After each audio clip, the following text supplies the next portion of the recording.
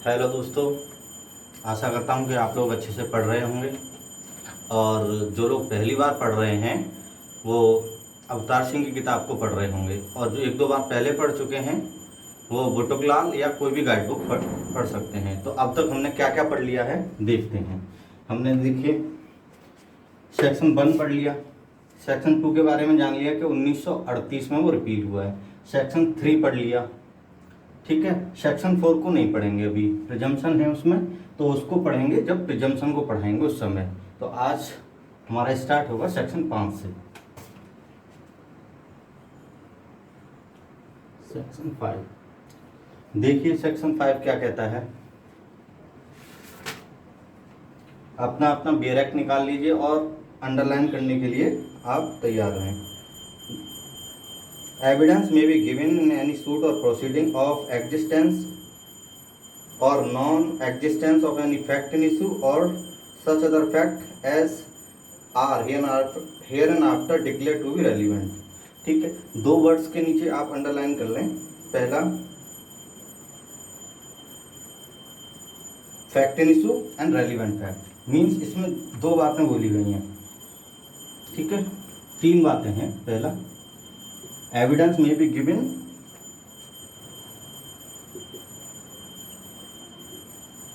may be given of fact in issue, पहला, ठीक है। दूसरा relevant fact, ठीक है। तीसरा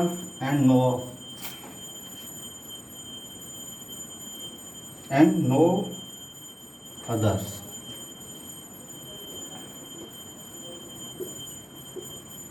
ठीक है, तो इसमें तीन ही बातें बताई गई हैं कि जो एविडेंस सिर्फ उन्हीं फैक्ट चीज़ों के दिए जाएंगे, आइदर या तो वो फैक्ट इन इशू हों या रेलिवेंट फैक्ट हों, जो कि किसी चीज़ के एग्जिस्टेंस और नॉन एग्जिस्टेंस को साबित करें, और किसी चौथी चीज़ के नहीं दिए जाएंगे। ये बात लिखिए, एंड नो ऑफ अदर्स, ठीक है। तीनों के नीचे अंडरलाइन कर लें। पहला कि एविडेंस किस चीज़ के दिए जाएंगे किसी भी केस में, फैक्ट इन इशू के। दूसरा रेलिवेंट फैक्ट के। और तीसरा किसी और चीज़ के नहीं दिए जाएंगे। ये तीन ही बातें हैं इसमें, ठीक है। चौथा इसका एक्सप्लेनेशन क्या है। This section shall not enable any person to give evidence of fact which he is disentitled to prove by any provision of the law for the time being in force. Means जैसे civil law में कुछ provisions होते हैं कि उसमें क्या होता है, दोनों पार्टी एग्री कर लेती हैं कि हम इस चीज़ के एविडेंस नहीं देंगे, तो उस चीज़ के एविडेंस नहीं दिए जाएंगे, ठीक है। और ऐसा क्यों होता है कि सिविल केसेस में जो कोर्ट होता है उसकी अप्रोच होती है कि ज़्यादा से ज़्यादा पार्टी जो है एग्रीमेंट करके अपने जो कन्फ्लिक्टिंग क्लेम्स हैं उनको एडजस्ट कर लें, ठीक है। इस वजह से जो है उसको हरास न किया जाए, ठीक है। इसमें इतनी ही बात है, आपको सिर्फ इतनी सी बात याद कर रखनी है सेक्शन 5 में कि एविडेंस में be given of fact in issue and relevant fact and no of others, ठीक है। किसी के एग्जिस्टेंस और नॉन एग्जिस्टेंस के लिए, ठीक है। सेक्शन 5 में एक छोटी सी बात और आती है। अगर मान लीजिए कोई एविडेंस पार्टली रेलिवेंट है और पार्टली इररेलिवेंट है, तो कब क्या होगा। पार्टली रेलिवेंट एंड पार्टली इररेलिवेंट, ठीक है। तो क्या होगा, अगर मान लीजिए, देखिए, अगर वो सेपरेबल है, इररेलिवेंट से रेलिवेंट सेपरेबल हो सकता है, तो जो सेपरेबल पार्ट अगर रेलिवेंट है तो उसको एडमिट कर लेंगे। अगर मान लीजिए सेपरेट नहीं हो सकता तो पूरे एविडेंस को नहीं स्वीकार किया जाएगा, ठीक। ये बात देख लेना, पूछी जा सकती है, लेकिन अभी तक पूछी नहीं गई कहीं, लेकिन ये चांसेस हैं कि पूछी जाए, इंपॉर्टेंट बहुत है, ठीक है भाई। अगली बात आती है इसमें, जो रेलिवेंसी एंड प्रूफ, ये होता है matter of law. Matter of law, ये होता है matter of procedure, matter of procedure, ठीक है। मैटर ऑफ लॉ है मतलब अगर मान लीजिए किसी केस में कोई इररेलीवेंट एविडेंस को स्वीकार कर लिया गया है तो किसी भी समय पर आप ये कह सकते हैं कोर्ट से कि साहब ये इररेलीवेंट है और इसको आप स्वीकार नहीं कर सकते, ठीक है। मैटर और ये क्या है, प्रूफ वाली बात जो है मैटर ऑफ प्रोसीजर है। अगर मान लीजिए एक बार एक्सेप्ट हो गया तो आपको जो है दोबारा नहीं कह पाएंगे कि भाई ये क्यों एक्सेप्ट कर लिया है, ठीक है। मतलब उसको जो वेव किया जा सकता है।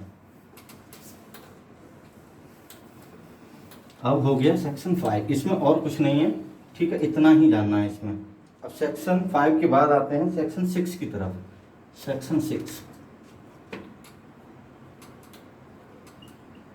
सेक्शन 6 आप खूब जो है पढ़ चुके होंगे कि इसमें है क्या।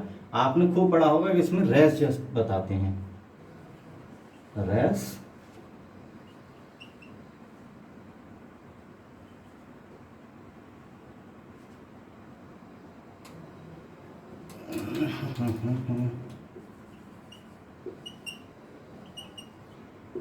ठीक है।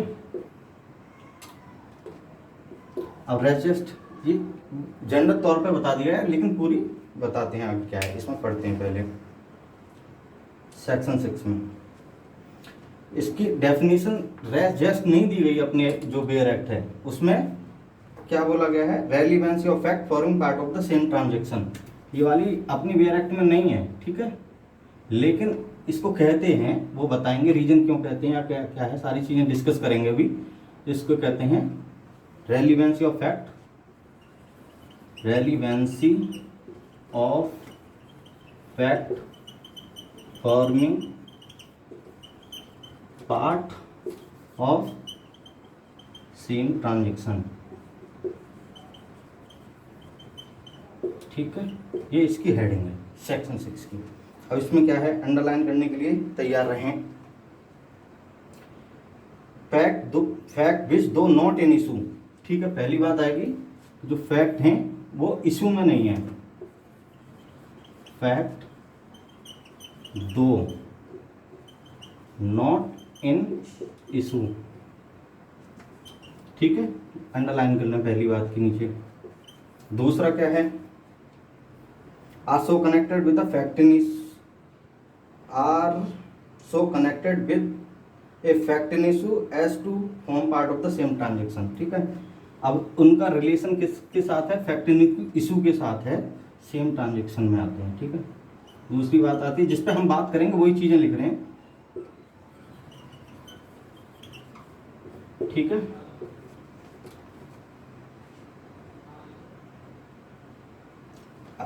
चाहे वो एक स्थान पे हुए हों या कहीं अलग अलग हुए हों।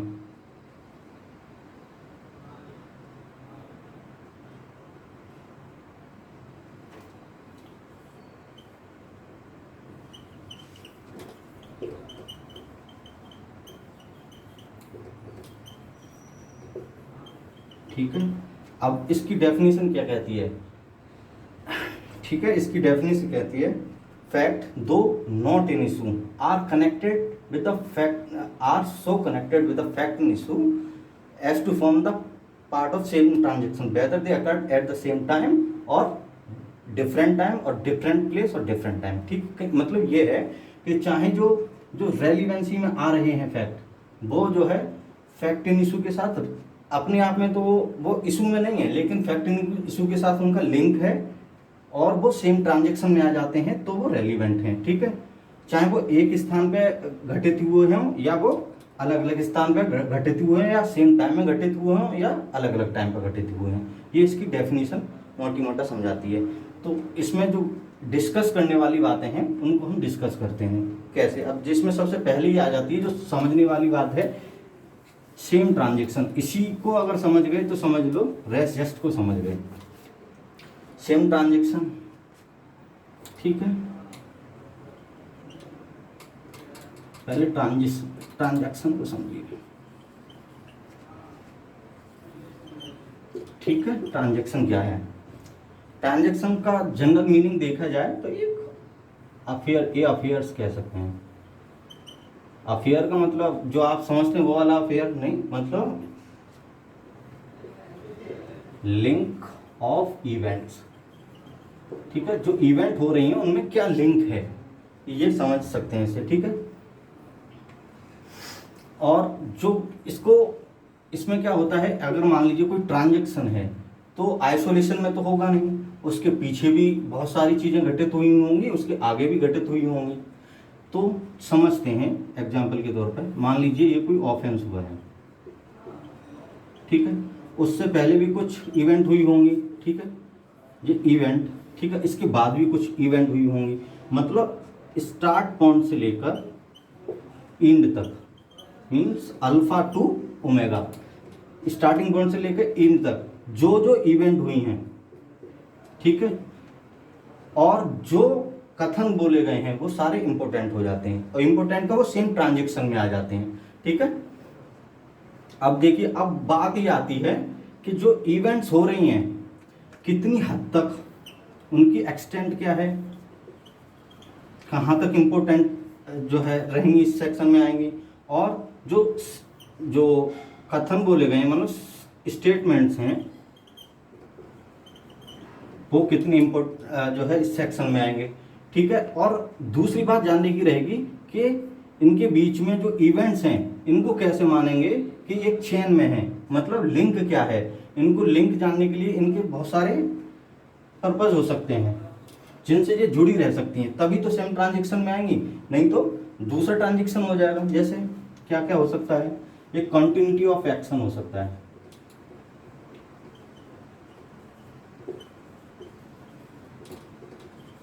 ठीक है, कॉज सेम हो सकता है, पर्पज सेम हो सकता है, ठीक है, ये सारी जो इवेंट्स हैं इनका, ठीक है, तो ये सेम ट्रांजेक्शन में आ जाएंगी, ठीक है। अगर इसको जानने के लिए एक और छोटा सा एग्जांपल लेते हैं, इसको साफ कर देता हूं।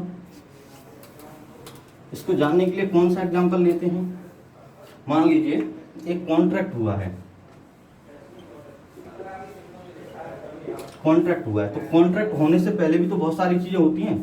मान लीजिए किसी ने ऑफर किया होगा, फिर अगर मान लीजिए उसने एक्सेप्ट नहीं किया होगा तो काउंटर ऑफर किया होगा, फिर एक्सेप्टेंस हुआ होगा, तभी तो कॉन्ट्रैक्ट बना होगा। मतलब ये सारी इवेंट्स, इनमें लिंक है, ठीक है, एक ही पर्पस के लिए हो रही हैं, पर्पस वाला लिंक है। तो ये सारी इवेंट्स जैसे ऑफर, काउंटर ऑफर, एक्सेप्टेंस, तब जाके एक ट्रांजेक्शन कंप्लीट हो रहा है, ठीक है, तो ये सारी सेम ट्रांजेक्शन में आ जाएंगी।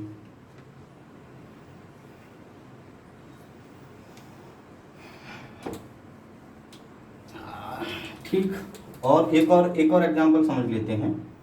अब हाँ, अब आपको एक और चीज बताई गई थी, सेम ट्रांजेक्शन, अब इसकी टाइम लिमिट क्या रहेगी, टाइम लिमिट जो आपको बताया है ऑफेंस वाला एग्जांपल, इधर और इधर इसके जो इवेंट्स हुई हैं, अब देखिए कुछ इसकी कोई टाइम लिमिट नहीं है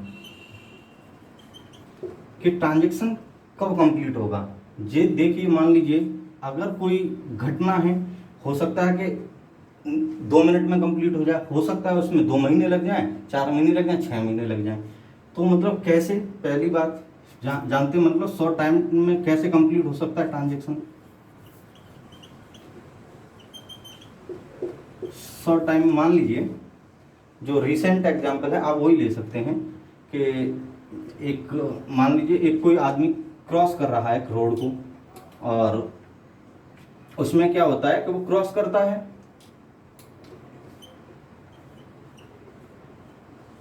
रोड को क्रॉस कर रहा है, तो दूसरा आदमी यहां से गाड़ी लेके आता है, चाहे गाड़ी भिड़ी नहीं भिड़ी, मान लीजिए दोनों में झगड़ा हो गया, मारपीट हो गई, ठीक है, न इसने पहले कोई योजना बनाई है ऐसा कुछ कि उससे झगड़ा करना है, ना इसने कोई योजना बनाई है, लेकिन दोनों में झगड़ा हुआ, ठीक है, transaction with in few minutes complete हो गया, झगड़ा हो गया, फ्यू मिनट्स कंप्लीट हो गया, ठीक है।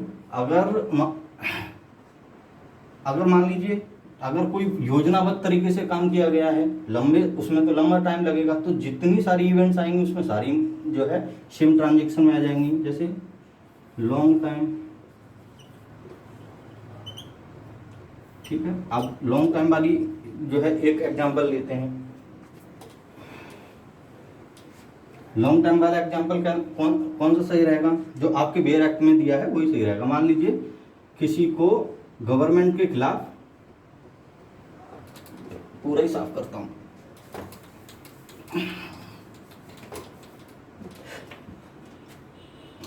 ठीक है। लॉन्ग टाइम,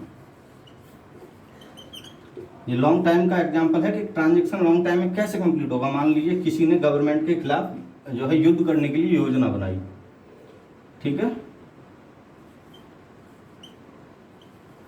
गवर्नमेंट के खिलाफ युद्ध करने की योजना बनाई तो उसने क्या किया, एक आदमी ने फंड रेज किया दिल्ली में, ठीक है। इसमें भी कुछ टाइम लगा होगा, मान लो 1 महीना लगा, 1 महीने तक उसने फंड रेज किया। दूसरा बात, दूसरे आदमी ने क्या किया, कुछ स्पीच दी इकट्ठा करने के लिए लोगों को, उसका, ठीक है, वो भी मान लीजिए 2 मंथ चली। तीसरा क्या है कि अब उससे आदमी बढ़ के, क्योंकि गवर्नमेंट के खिलाफ युद्ध करना है, तो मान लीजिए उसमें जो है कुछ प्रॉपर्टी को नुकसान हुआ। अगर भड़केगी भीड़ तो नुकसान तो करेगी, ठीक है। तो ये सारी चीजें मान लीजिए ये 4 दिन तक चला या 5 दिन तक चला, जो भी चला, तो इस ट्रांजैक्शन को कंप्लीट होने में अलग अलग टाइम लगा है, अलग अलग प्लेसेस हैं। जैसे ये मान लीजिए दिल्ली में था, ये मान लीजिए आगरा में था, और ये प्रॉपर्टी प्रयागराज में बेस्ट हुई। तो 3 अलग अलग समय पे कंप्लीट हुई है, 3 अलग अलग शहरों में कंप्लीट हुई है ये ट्रांजैक्शन। ये पूरा सेम ट्रांजैक्शन में आ जाएगा और ये लंबे समय में कंप्लीट हुआ माना जाएगा, ठीक है।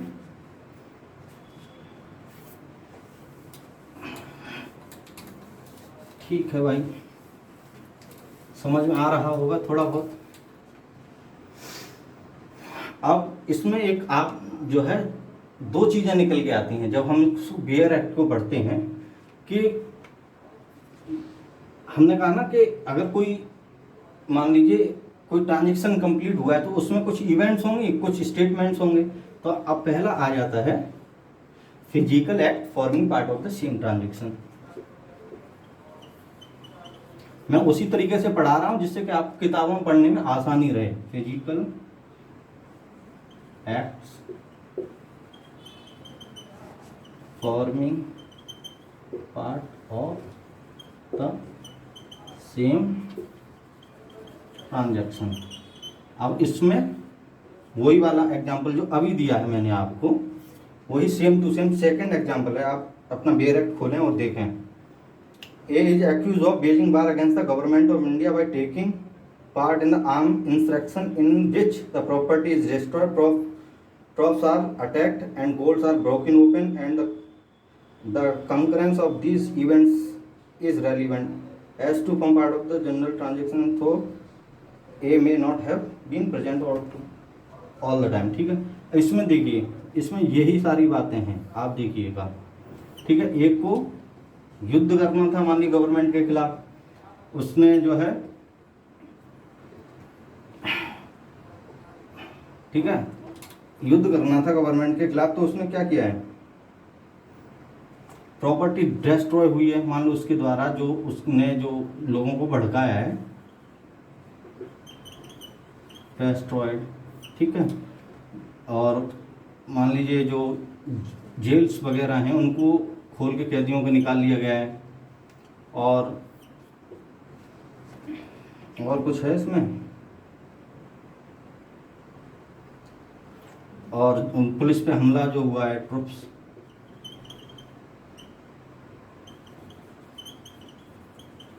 ठीक है। देखिए जिस समय ये सारी घटनाएं हुई हैं उस समय वो आदमी वहां प्रेजेंट भी नहीं है, लेकिन ये सारी चीजें सेम ट्रांजैक्शन में आ रही हैं क्योंकि इनका पर्पस एक है, लिंक पता कर लिया ना, लिंक एक है इनके बीच में, तो ये सारी चीजें सेम ट्रांजैक्शन में आ जाएंगी, ठीक है।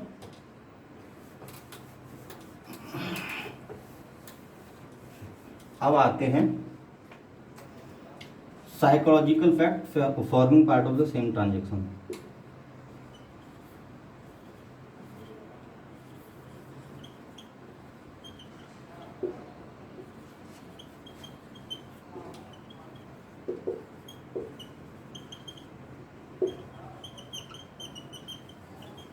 ठीक है। अब ये क्या है, psychological fact forming part of the same transaction. इसको समझने के लिए आपको एक छोटा सा एग्जांपल जो बेयर एक्ट में दिया है, पहला ही है, उसी को समझाते हैं, ठीक है, सही से। मान लीजिए ए बी को पीट रहा है भाई, और इसकी पिटाई को देख रहे हैं बाई, ठीक है।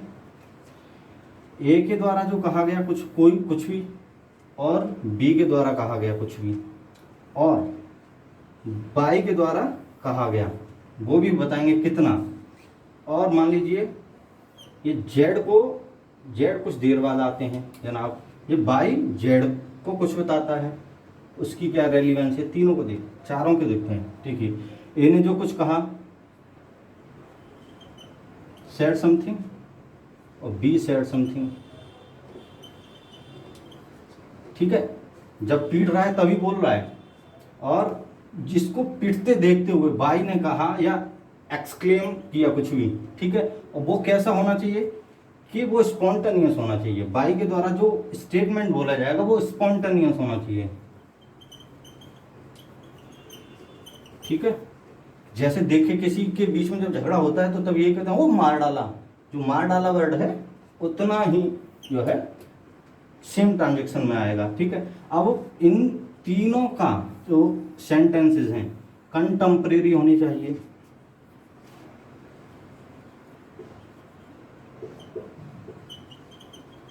ठीक है।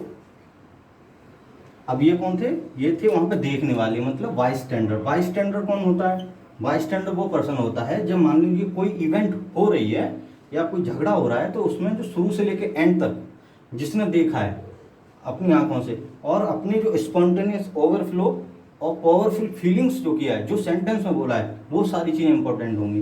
ना कि अगर मान लीजिए घटना घटित हो चुकी है, उसके बाद क्या होता है, जेड साहब आते हैं और पूछते हैं कि भाई साहब यहाँ पे क्या हुआ था, तो जे इसको बताने लगता है, स्टोरी कुछ बताने लगता है जो हुई थी, तो वो क्या हो जाता है, नरेशन ऑफ पास्ट इवेंट।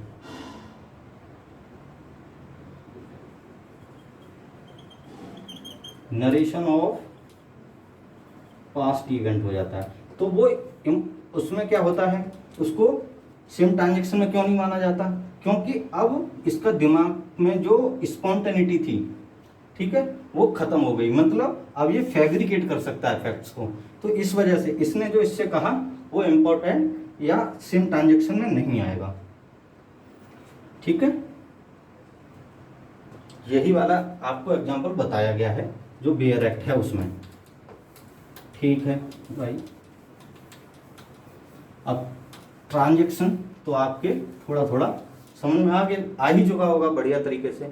इसमें एक जो बहुत ही अच्छा जो फ्रेज यूज किया गया है, किसके लिए, ट्रांजेक्शन के लिए यूज किया गया है, उसको समझ लेते हैं। बड़ा कंफ्यूजिंग है लेकिन समझ लेते हैं। These are the fact talking for themselves, not people talking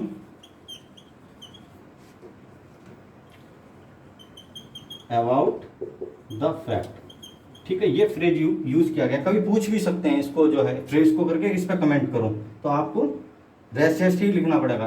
अब इसमें क्या है, फैक्ट हैं, दीज आर द फैक्ट। एक फैक्ट ये हो गया मान लीजिए, दूसरा फैक्ट ये हो गया, जो आपस में बात कर रहे हैं, मतलब इनके बीच में लिंक क्या है, वो चीज ट्रांजेक्शन में आ रही है, ना कि इन फैक्ट के बारे में कोई लोग बात कर रहे हैं। मान लीजिए ये है जनाब,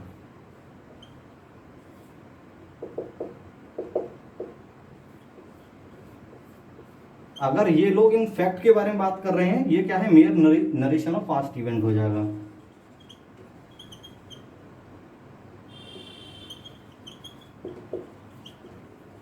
ठीक है। पास्ट इवेंट हो जाएगा, mayor narration of past event, तो ये इसमें नहीं आएगा।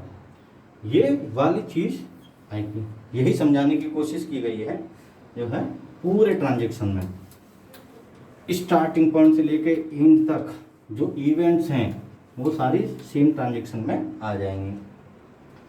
ठीक है, अब जो आपको बताया गया था, अब इसमें कुछ केस लॉज हैं जिसको आप देख लीजिए। पहले देखिए, जो स्टेटमेंट वाला है जो आपको बताया गया था पहला, जो अभी जो बताया है, साइकोलॉजिकल फैक्ट क्या हो गए, स्टेटमेंट्स ही तो हो गए, वर्ड्स ही तो हो गए। जैसे इस कुछ वर्ड्स बोले हैं तो वो इंपॉर्टेंट कितने थे जो आपको बता दिए गए। ठीक है, अब अगली बात आती है कि इसमें केस लॉज हैं, तो वो क्या है। पहला केस लॉ है आर वर्सेस बेडिंगफील्ड।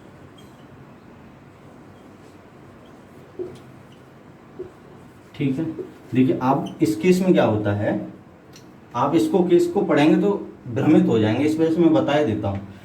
ठीक है, इस केस को क्या होता है इसमें कि एक लड़की होती है, उसका कट जाता है गला, और वो मम्मी से आके बोलती है, देखो मम्मी बेडिंगफील्ड ने मेरा क्या कर दिया, मतलब गले की तरफ इशारा करके बोलती है। तो मतलब जो उसने जो सेंटेंस बोला है वो कब बोला है, जब जो ट्रांजेक्शन कंप्लीट हो गया उसके बाद ही तो बोला है। लेकिन इस केस में उस चीज को जो है रेजिस्ट में नहीं माना गया। क्यों नहीं माना गया, जो अर्ली अप्रोच थी,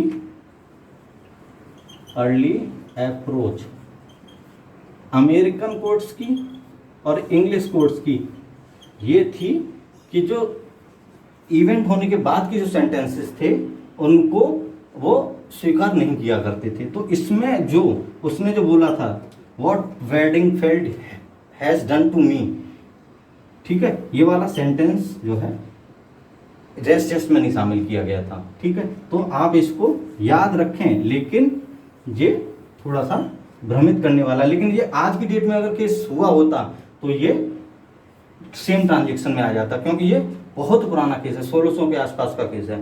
ठीक है, अब दूसरा कुछ समय बाद ही आ जाता है, एक केस आ जाता है रटन वर्सेस रेजिमा। रेजिमा, ठीक है, देख लेना केसेस सारे मिल जाएंगे। इसमें क्या होता है, इसमें भी एक सेंटेंस बोलता है, वो जो ट्रांजेक्शन कंप्लीट होने के बाद तो उसको एडजस्ट में मान लिया जाता है। यही मैं बता रहा हूँ कि अर्ली अप्रोच ये ठीक है कि जो सेंटेंस ट्रांजेक्शन कंप्लीट होने के बाद बोले जाते थे उनको नहीं शामिल किया जाता था एडजस्ट में, लेकिन ये उसको समय के बाद का केस है, इसमें शामिल किया गया है। ठीक है,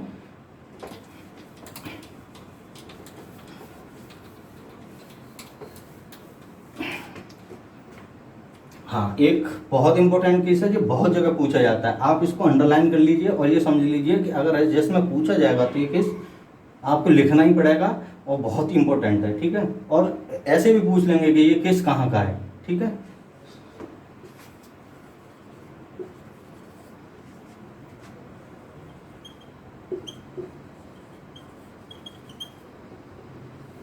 ठीक है, सवनवाल दास वर्सेस बिहार। इसमें क्या होता है, सुनिए इसकी स्टोरी सुनिए। एक घर में हस्बैंड वाइफ लड़ रहे होते हैं, बच्चे आंगन में खेल रहे होते हैं। तो जब जो हस्बैंड वाइफ को पीटता है तो ये देख के बच्चे जो है चीखने लगते हैं। ठीक है, वाइफ भी जो है हेल्प के लिए पुकारती है। तो जो वाइफ ने कुछ भी कहा, वाइफ ने जो भी कहा, ठीक है, और बच्चों की क्राई, चाइल्ड्स क्राई, क्योंकि इसमें दोनों चीजें हैं, एक तो बच्चों की क्राई जो है स्पॉन्टेनिटी आ रही है और वाइफ की क्राई जो है कंटेम्परेरी है, मतलब जिस समय इवेंट हो रही है उसी समय की है। तो दोनों चीजों को उसमें शामिल कर लिया गया था रेजिस्ट में। ठीक है, रेजिस्ट। ठीक है, एक और केस है विजयवर्धन राव,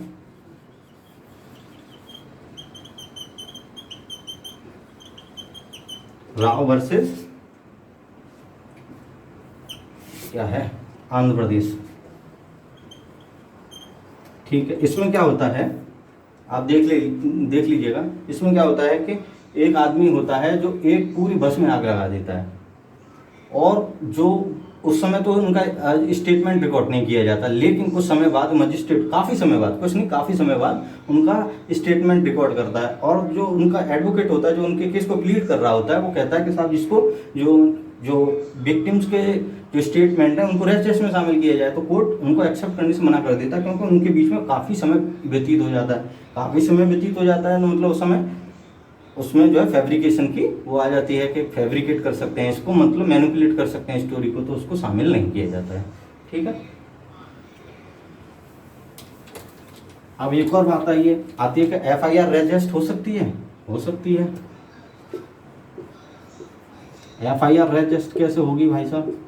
FIR रजिस्ट ऐसे होगी कि मान लीजिए कोई घटना हुई और आदमी को मान लीजिए पीट दिया, और जो पिटा हुआ आदमी भन बनाता हुआ गया जो है थाने में, और उसने तुरंत सारी स्टोरी बता दी, तो इसमें क्या है, स्पॉन्टेनिटी आ जाती है, तो उसमें फैब्रिकेशन की कम चांसेस हैं, तो इसको FIR को भी रजिस्ट मान लिया जाता है। ठीक है।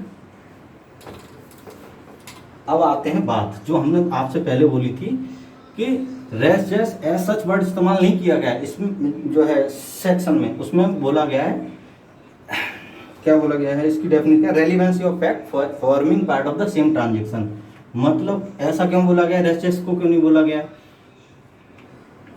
इसी वजह से बोला गया है, गया होगा, ये प्रिज्यूम कर रहे हैं कि मान के चलते हैं इसमें अपनी एनालॉजी लगा के कि ऐसा क्यों किया गया है, क्योंकि रजिस्ट में कुछ समय तक तो के बाद ही तो जो स्टेटमेंट्स है उनको शामिल किया गया है, लेकिन हमारी जो एक्ट की जो स्कीम है उसमें शुरू से ही उनको जो है शामिल किया जा रहा है, जो सेंटेंसेस हैं या कोई कुछ बोला है उन्होंने उसको शामिल किया जा रहा है, इस वजह से कोई कंफ्यूजन ना हो, इस वजह से forming part of the same transaction बोला गया है। लेकिन उसका मतलब आज की डेट में अपने यहाँ पे यही समझा जाता है कि सेक्शन 6 में वो जो है रजिस्ट के बारे में ही बात की गई है।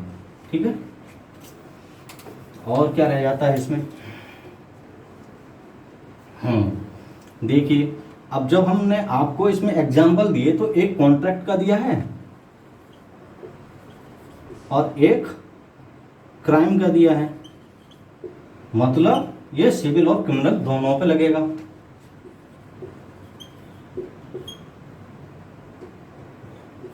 एंड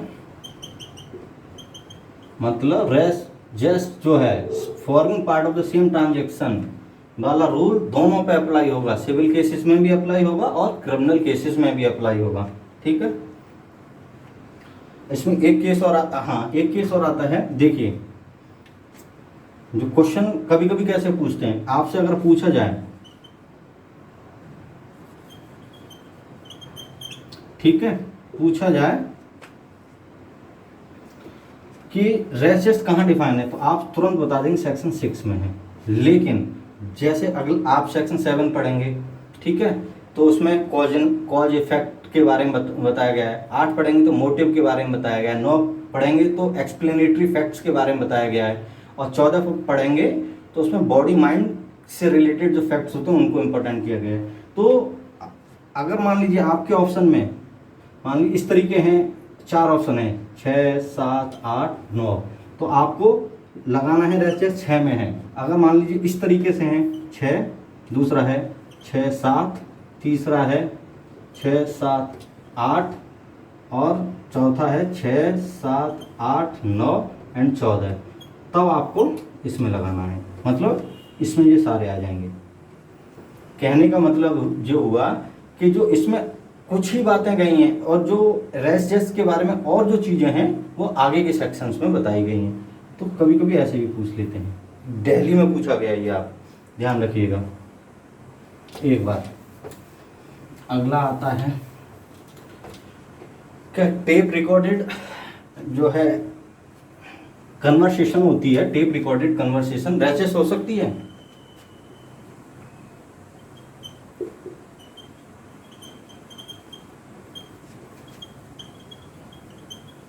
ठीक है, हो सकती है भाई साहब। टेप रिकॉर्डेड जो है वो किस केस में वो बोला गया था, जो पूछा जाता है, काफी ध्यान रख लेना। RM मलखानी क्या है? हाँ, RM मलखानी, RM मलखानी, ठीक है, वर्सेस क्या है, स्टेट ऑफ महाराष्ट्र।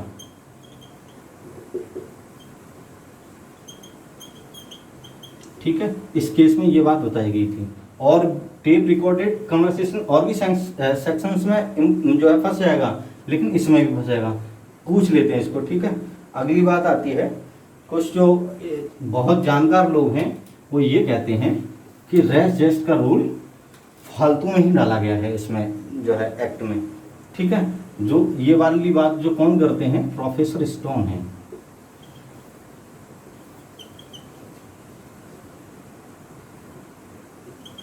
ठीक है। वो तर्क क्या देते हैं, अपना तर्क ये देते हैं, इसमें जो चीजें इंपॉर्टेंट हैं वो अदर सेक्शंस में भी आ जाती हैं, ओकेजन में आ जाती हैं, कॉज इफेक्ट वाले सेक्शन में आ जाती हैं, 7 में, 8 में आ जाती हैं, मोटिव प्रिपरेशन कंडक्ट में, 9 में एक्सप्लेनेटरी में आ जाती हैं, एंड 14 बॉडी माइंड और रेपुटेशन वाली में आ जाती हैं। मतलब अलग अलग सेक्शंस में वो चीज़ें आ जाती हैं। तो इस वजह से ये कहते हैं कि इस रेस्ट के नियम की कोई ज़रूरत नहीं है, ठीक है। अब आप एक डिस्क्रिप्टिव आंसर भी लिख सकते हैं। जब सारी चीज़ों को इसमें आप कंपाइल कर देंगे तो एक डिस्क्रिप्टिव हो जाएगा। और जो ऑब्जेक्टिव पूछे जाते हैं वो मैंने सारे इसमें डिस्कस कर दिए हैं, केस लॉ सारे बता दिए हैं, आप ध्यान से पढ़िएगा, ठीक है। कल से आगे की सेक्शन पढ़ेंगे। धन्यवाद।